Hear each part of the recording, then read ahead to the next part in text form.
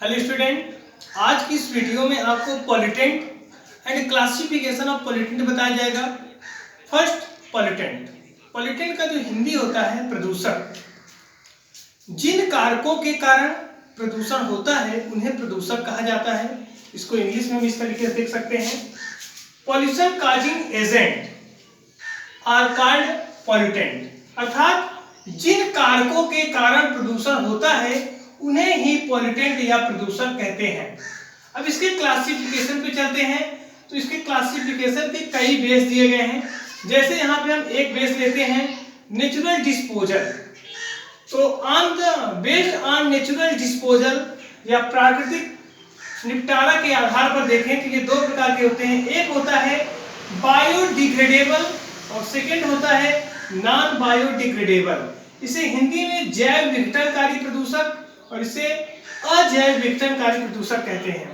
तो बायोडिग्रेडेबल के अंतर्गत domestic sewage, would and paper etcetera आते हैं। तो बायोडिग्रेडेबल पॉल्यूटेंट किसे कहते हैं?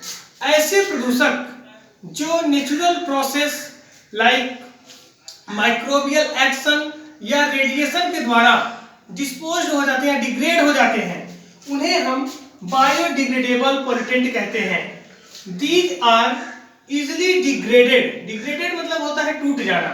These are easily degraded by microbial action and also by radiation. तो ये ऐसे प्रदूषक होते हैं जो माइक्रोबियल एक्शन के द्वारा मींस बैक्टीरिया या फंगस के कारण टूट जाते हैं या रेडिएशन के कारण टूट जाते हैं, उन्हें हम बायोडिग्रेडेबल पॉल्यूटेंट कहते हैं। तो इसमें डोमेस्टिक सीवेज आते हैं, वुड आते हैं, पेपर एक्सेट्रा। अब सेकंड चलते हैं नॉन बायोडिग्रेडेबल पॉल्यूटेंट, यानी कि इसे हिंदी में कहते हैं अजैव विघटनकारी प्रदूषक। मतलब ऐसे प्रदूषक जो माइक्रोबियल एक्शन के द्वारा नहीं डिग्रेड होते हैं या नेचुरल प्रोसेस द्वारा डिग्रेड नहीं होते हैं, उन्हें नॉन बायोडिग्रेडेबल पॉल्यूटेंट कहते हैं। Like DDT, aluminium cans, plastic, radioactive material, glass etcetera. These are not degraded by microbial action। अर्थात ये ऐसे प्रदूषक होते हैं जो माइक्रोबियल एक्शन के द्वारा डिग्रेड नहीं होते हैं। दे बायोलॉजिकली मैग्नीफाइड। ये बायोलॉजिकली मैग्नीफाइड होते रहते हैं। डीडीटी इसमें से मुख्य रूप से है या मेजर पॉल्यूटेंट है जो बायोडिग्रेडेबल का काम करता है। इसका फुल फॉर्म होता है डाइक्लोरो डाइफेनिल ट्राइक्लोरोएथेन।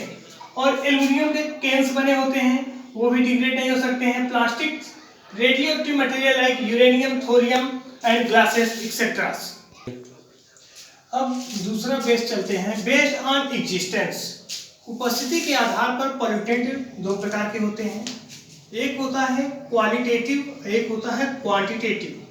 क्वालिटेटिव मतलब गुणात्मक, क्वांटिटेटिव मतलब होता है मात्रात्मक। एक गुणात्मक गुण के आधार पर होगा, एक क्वांटिटी यानी कि मात्रा के आधार पर होगा। तो फर्स्ट चलते हैं क्वालिटेटिव पॉल्यूटेंट। क्वालिटेटिव पॉल्यूटेंट किसे कहते हैं? ऐसे पॉल्यूटेंट जो normally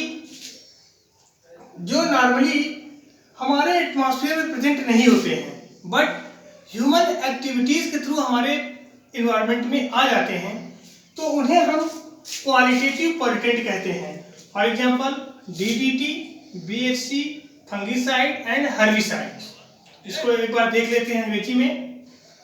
qualitative pollutant means these are normally not present in environment. तो यहाँ पे नॉट प्रेजेंट याद करना है। तो ये नॉर्मली हमारे एनवायरनमेंट में प्रेजेंट नहीं होते हैं, बट पास इनटू इट। लेकिन ये हमारे एनवायरनमेंट में आ जाते हैं थ्रू ह्यूमन एक्टिविटीज। तो ह्यूमन एक्टिविटीज के थ्रू हमारे एनवायरनमेंट में आ जाते हैं। इसमें DDT, BHC, fungicide and herbicide. अब सेकंड चलते हैं क्वालिटेटिव में, तो क्वांटिटेटिव में करेक्ट।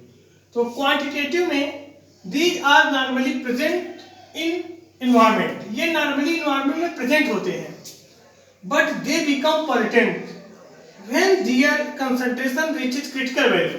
लेकिन ये प्रदूषक तभी होते हैं जब ये क्रिटिकल वैल्यू पर पहुंच जाते हैं।